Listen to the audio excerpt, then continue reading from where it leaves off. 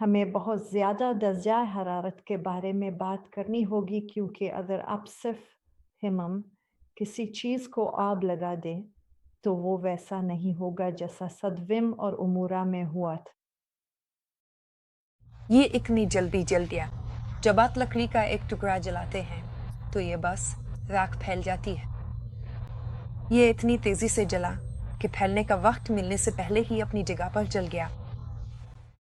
तो इसके लिए एक लफ्ज़ है और इसे थर्मल ओनाइज़ेशन कहते हैं और ये कई मुख्तलिफ अमलों पर लागू हो सकता है। लेकिन इस मामले में हिमम इसके लिए शदीद गर्मी की ज़रूरत होती है, तकरीबन एक एटमी रद्द अमल की तरह।